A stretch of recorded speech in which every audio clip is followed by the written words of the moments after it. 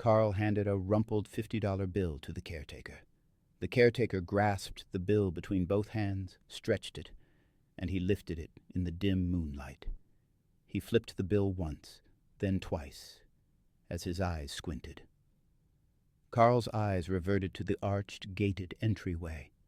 He nervously shifted his eyes, scanning the headstones and the graves around him. The caretaker continued examining the bill, and this process went on for half a minute. Carl started to believe that he wasn't going to make it past the front door. The caretaker seemed unsure of his presence and his money. His thoughts resonated of her, but they were quickly squashed by a stagnant odor of decaying flesh. "Right this way." The caretaker opened the wooden door, and it moaned. He waved for Carl to follow him into the murky entrance. Carl peeked through the entryway, barely making out the darkened path. He reluctantly stepped in and eyed the caretaker's short, corpulent body disappear in the darkness. He rubbed his sweaty palms in breakneck speed. His entire environment went black, and it was then that he realized the wooden door slammed shut behind him. He looked to his right and then to his left. The antechamber was carefully rounded in a perfect arch. It and the surrounding walls were made of bricks, coated with a thick green layer of algae. He reached out his hands and let his fingers stroke the miry texture. It collected on his tips, and he pulled his hand up to his face to take a closer look. The slimy substance dripped in oblong globs and thick wobbly strings. It was attached between his fingers like unruly cobwebs. Afraid, he shook his hand uncontrollably, and the slime flew in all directions, slapping against the wall, the floor, and the ceiling. He rubbed the remaining residue on his crisp blue jeans, and he readjusted his thick-rimmed glasses, noticing that a chunk of the substance slowly trickled down his right lens. He took off his glasses and wiped it on his shirt. He moved to his brown and white checkered tie, readjusting that as well. When he was satisfied with his newfound cleanliness, he placed his glasses on, finding the walls all around him encased with this filthy substance. He looked ahead at the vague outline of the caretaker who stood watching him. The caretaker lifted a small kerosene lamp slightly above his head.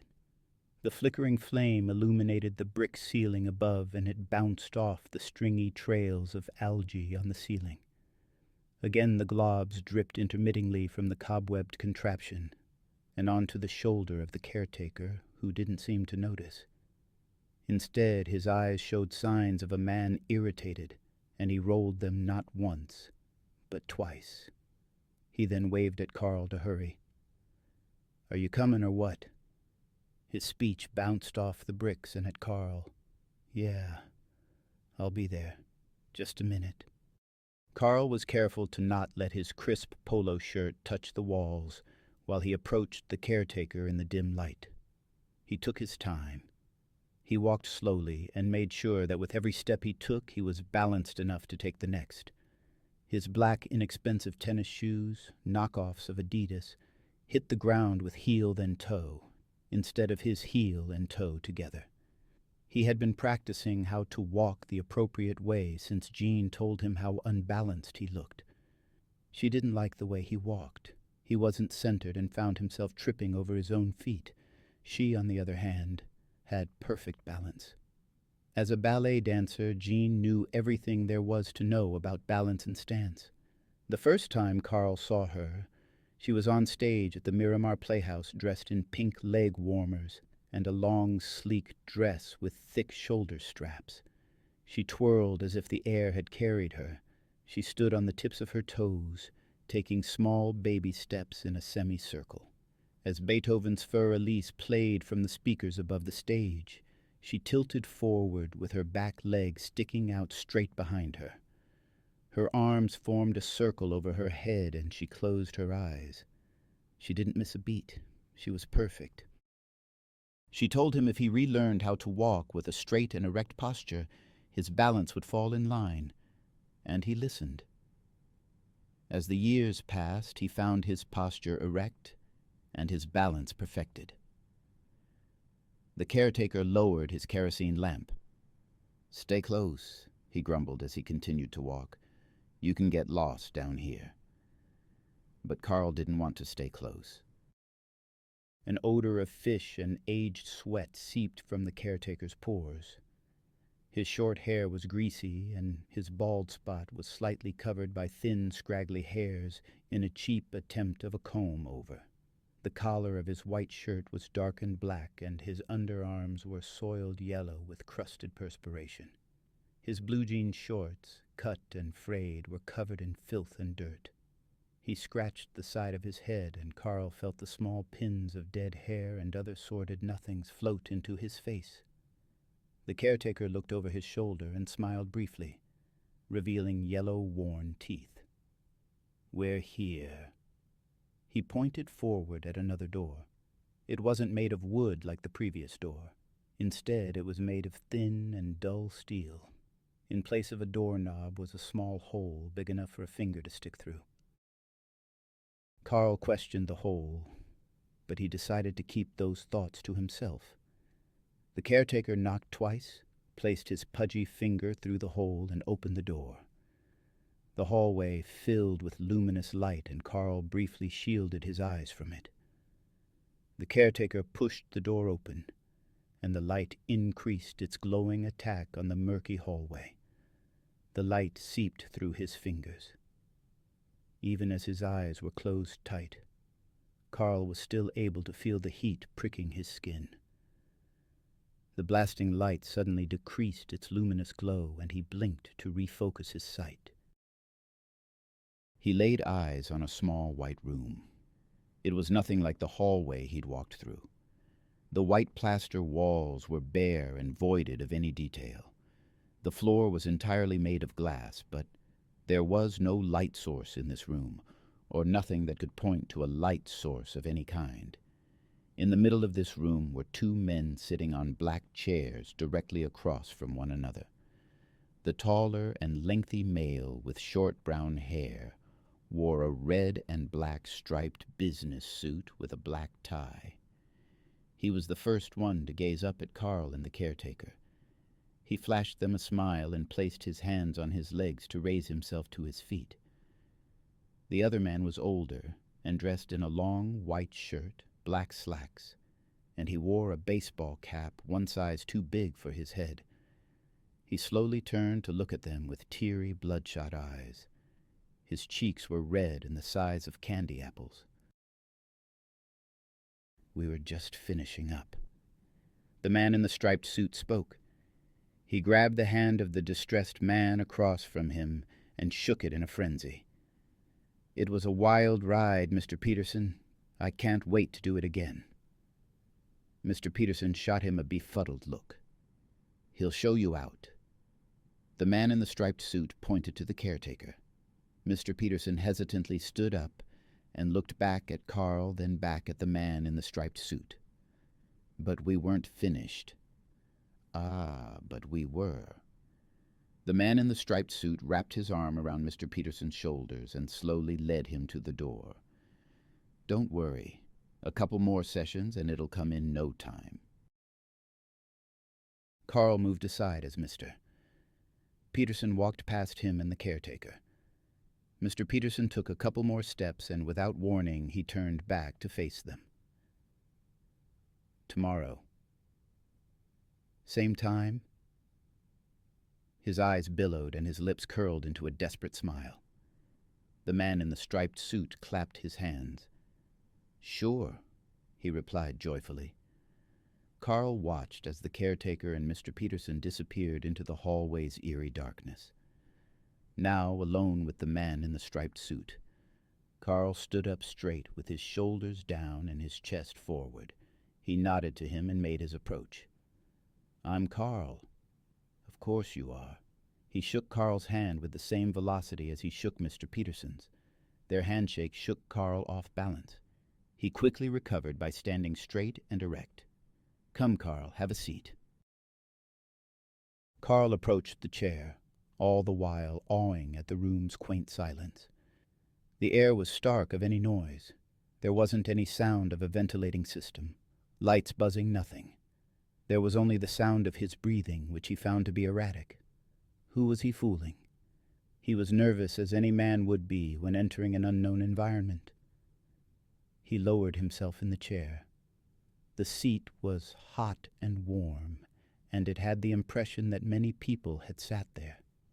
He crossed his legs, still maintaining his upright posture, and he folded his fingers, setting them on his knees. Oh, I'm going to need those.